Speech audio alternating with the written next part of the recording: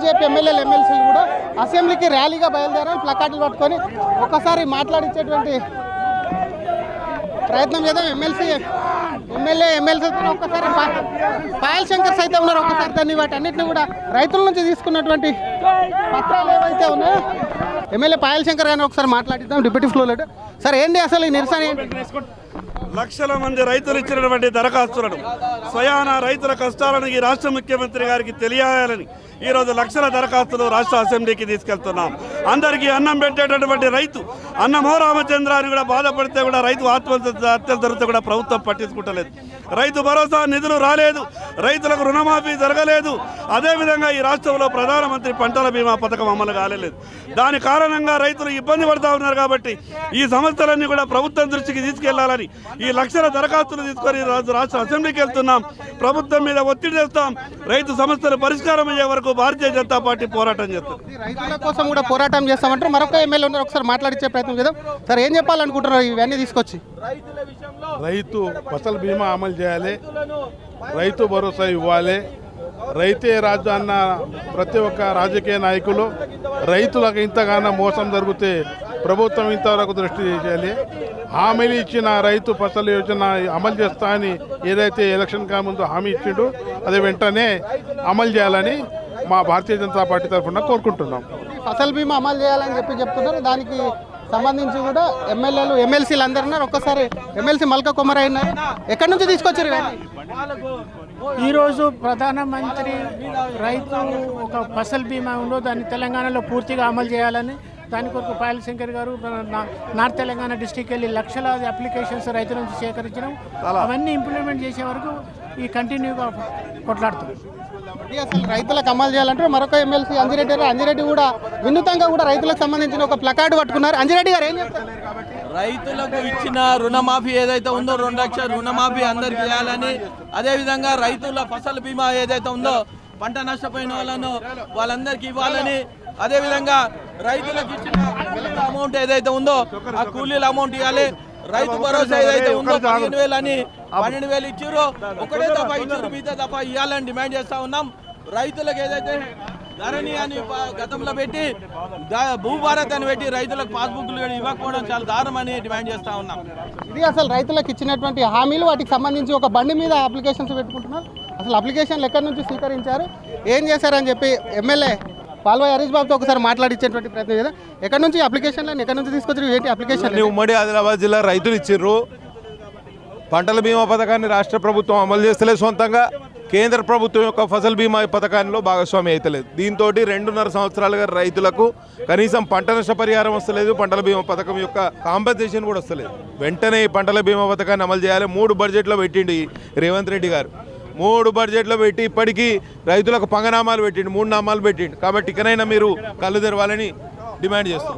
Only Fasal బీమాకు సంబంధించిన అప్లికేషన్లేనా, ఇంకేం? Only కేవలం ఫసల్ బీమాకు సంబంధించి. ఇది అసలు రైతులకు సంబంధించి ఫసల్ బీమా అమలు కాలేదంటూ కూడా ఉమ్మడి ఆదిలాబాద్ ఏదైతే ఉందో దానికి సంబంధించి అప్లికేషన్లు తీసుకొచ్చారు. ఒక ఐస్ క్రీమ్ బండి వంటిది ఏదైతే ఉందో ఐస్ క్రీమ్ బండి మీద కూడా అటు బీజేపీకి సంబంధించిన డిప్యూటీ ఫ్లోర్ లీడర్ అలాగే ఎమ్మెల్యేలు ఎమ్మెల్సీలు ఎవరైతే ఉన్నారో వారందరూ కూడా ఐస్ క్రీమ్ తరహా బండి ఒకటి పెట్టి ఆ బండి మీద కూడా అప్లికేషన్లు తీసుకొచ్చి అసెంబ్లీకి ముందుకు వెళ్లేందుకు ప్రయత్నిస్తున్నారు. పోలీసులు వారు అడ్డుకునేటువంటి ప్రయత్నం చేస్తున్నారు. స్వయంగా deputy floor leader MLA Payal Shankar కూడా ఐస్ క్రీమ్ బండిని deputy floor leader Payal Shankar స్వయంగా కూడా ఆ బండిని కూడా నడిపించుకుంటూ అసెంబ్లీ వైపు వస్తున్నారు. పోలీసులు ప్రస్తుతం అసెంబ్లీ ముందుకు కూడా గన్ పార్క్ వద్దకు చేరుకున్నారు. ఎందుకంటే ఫసల్ బీమాతో పాటు ఐస్ క్రీమ్ బండికి చూడొచ్చు, ఫసల్ బీమా చుట్టూ బ్యానర్ రైతు భరోసా నిధులను తక్షణం విడుదల చేయాలి, తక్షణమే ఒక ఫసల్ బీమా పథకాన్ని కూడా ఇంప్లిమెంట్ చేయాలి అని ఏవైతే వాటికి సంబంధించి కూడా చుట్టూ ఐస్ క్రీమ్ దానికి కూడా చుట్టూ ఒకవైపు కూడా పూర్తి స్థాయిలో కూడా ఐస్ క్రీమ్ బండికి ప్లకార్డులు అతికించి వాటికి కూడా నిరసన తెలుపుతున్నారు. పోలీసులకు అటు బీజేపీ శాసనసభ్యులకు శాసన మండలి సభ్యులకు కూడా ఒకవైపు పోలీసులతో వాగ్వాదం జరుగుతుంది. పోలీసులు వాళ్ళను ఆపేటువంటి ప్రయత్నం చేస్తున్నారు ఇంకొంచెం ముందుకు, ఎందుకంటే ఆయన నిరసన తెలుపుతూ కూడా లోపలికి తీసుకెళ్తానని పోలీసులు చెప్పడంతో కూడా వీటి అప్లికేషన్లు కూడా ఇక్కడే ఆపి ఐస్ క్రీమ్ బండిని కూడా ఇక్కడే నిలుపుదల చేయడంతో కూడా పోలీసుల తీరు పట్ల కూడా కొంత ఎమ్మెల్యేలు అసహనం వ్యక్తం చేస్తూ రైతులు ఇచ్చినటువంటి దరఖాస్తులు ఏవైతే ఉన్నాయో వాటిని కూడా లోపలికి ఎందుకు తీసుకెళ్లొద్దు అంటూ కూడా కొంత వారి మధ్య వాగ్వాదం జరుగుతుంది. పాయల్ శంకర్ పోలీసులు కూడా బతిమలాడుతున్నటువంటి విజువల్స్ కూడా మనకు స్పష్టంగా కనిపిస్తున్నాయి. ఈ గన్ పార్క్ వద్దకైనా కూడా అలౌ చేయాలంటూ కూడా ఎమ్మెల్యేలు ఒకవైపు కూడా పోలీసులతో కూడా కొంత వాగ్వాదం కూడా చేసుకుంటున్నటువంటి పరిస్థితి మనకు క్లియర్గా కూడా కనిపిస్తుంది. మరొక పక్క పోలీసు అధికారులు సైతం కూడా వాళ్ళతో మాట్లాడించేటువంటి ప్రయత్నం చేస్తున్నారు. ఎందుకంటే ఇటు అసెంబ్లీకి సంబంధించి ఇవి తీసుకెళ్లి నిరసన చెప్పేటువంటి అవకాశం ఉన్నందున కూడా కొంత పోలీసులు కూడా